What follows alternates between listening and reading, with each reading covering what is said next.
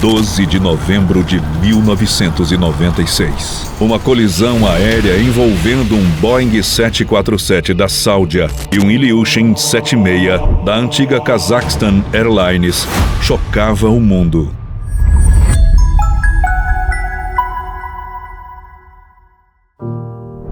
O Boeing de prefixo Hotel Zulu Alpha India Hotel foi entregue para a Companhia Árabe em 17 de março de 1982 e voou por cerca de 14 anos até se envolver nesse acidente. O jumbo levava 289 passageiros, além dos 23 tripulantes da Companhia Árabe. Ele havia decolado do Aeroporto Internacional Indira Gandhi, na Índia, tendo como destino o aeroporto de Dhahran, na Arábia Saudita.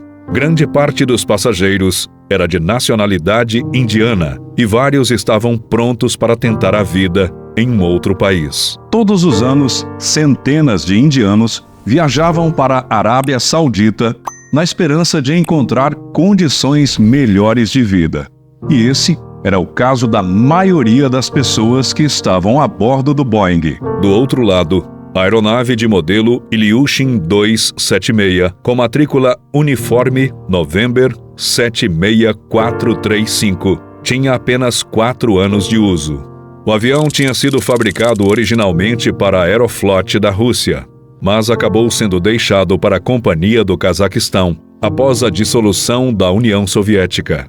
O Boeing 747 decolou com pontualidade às 18 horas e 32 minutos do horário local, recebendo autorização para chegar a 15 mil pés, um pouco mais de 4.570 metros de altura.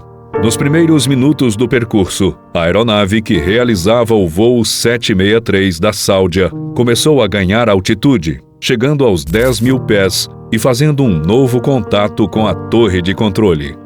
Nesse momento, os controladores pediram para que o piloto mantivesse a aeronave em 14 mil pés, e não em 15 mil, como havia sido autorizado anteriormente. Ao mesmo tempo em que o Boeing cruzava os céus da Índia, o voo 1907 da Cazaquistão fazia a mesma coisa, com 37 pessoas a bordo.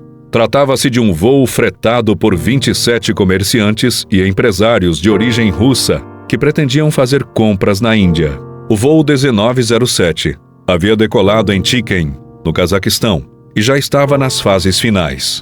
Por isso, o piloto pediu autorização para descer de 23 mil para 18 mil, um pouco mais de 5.480 metros de altura. Os controladores de voo disseram que a aeronave podia baixar até os 15 mil pés, já que o Boeing da Companhia Árabe seguia respeitando os 14 mil pés de altitude. Neste momento, é importante ressaltar que as aeronaves de fabricação russa, como era o caso do Ilyushin, possuem altímetros configurados em metros, ou seja, a tripulação precisava converter a altitude de pés para metros sempre que entrava em contato com a torre de controle.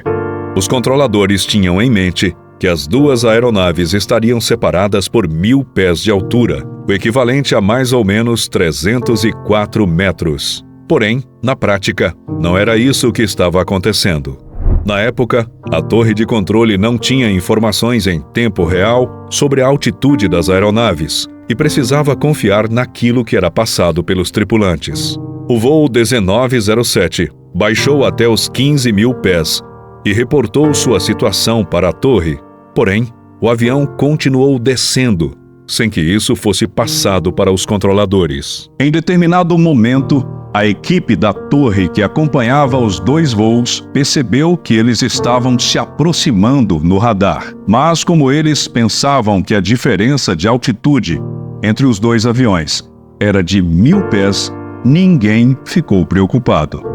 Logo em seguida, sem que ninguém pudesse entender o que estava acontecendo, as duas aeronaves sumiram do radar, indicando que alguma coisa errada tinha acontecido. A equipe aguardou por alguns instantes para que o eco das duas aeronaves fosse percebido novamente pelos radares, mas isso não aconteceu. Os minutos que passaram depois do sumiço dos dois aviões pareciam uma eternidade para os controladores que tentavam entender o que havia acontecido. A primeira informação concreta sobre o destino das aeronaves veio a partir de um contato feito com o capitão Timothy Place, que estava no comando de um Lockheed da Força Aérea Americana, e disse ter testemunhado uma explosão de grandes proporções dentro de uma nuvem.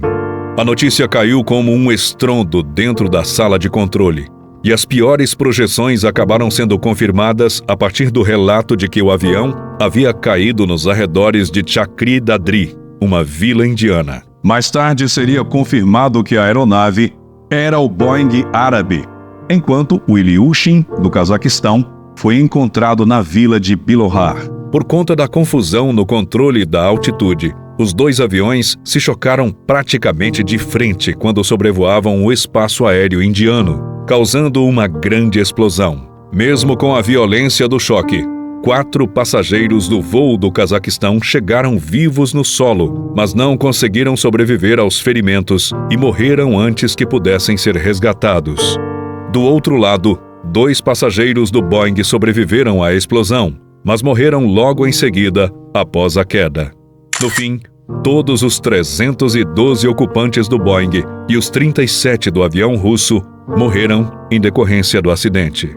O relatório oficial realizado pela comissão que se dedicou a analisar o acidente confirmou aquilo que já se esperava. O problema estava no controle da altitude das 2 aeronaves. O documento afastou a responsabilidade dos controladores de voo, já que as informações que eles haviam passado eram bem claras.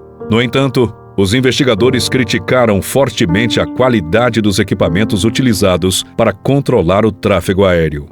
Os radares, conforme se comprovou, eram muito básicos e incapazes de emitir informações sobre a altitude das aeronaves.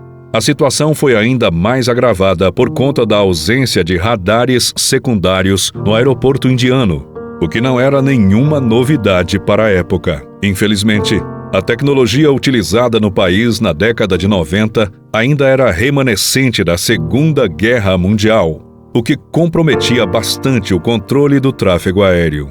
No fim das contas, a responsabilidade acabou caindo no colo do comandante do Ilyushin, que continuou a descida do seu avião, sem respeitar o limite de 15 mil pés estabelecido pelos controladores.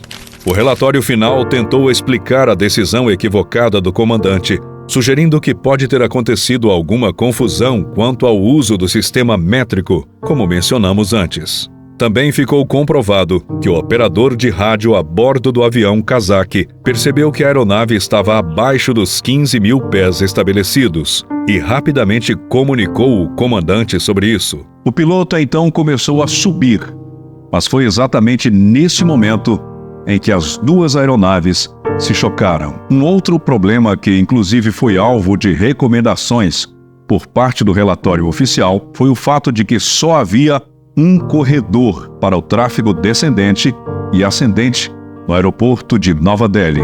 Se existissem 2 corredores diferentes, como é o caso da maioria dos grandes aeroportos hoje em dia, o acidente provavelmente não teria acontecido. Além disso, o documento recomendou a instalação de sistemas TCAS-2 nos aviões comerciais e a instalação de um sistema de radar secundário nos aeroportos indianos. Até hoje, a colisão aérea de Chakri Dadri é considerada a pior de todos os tempos. No ano de 2006, tivemos um acidente semelhante aqui no Brasil.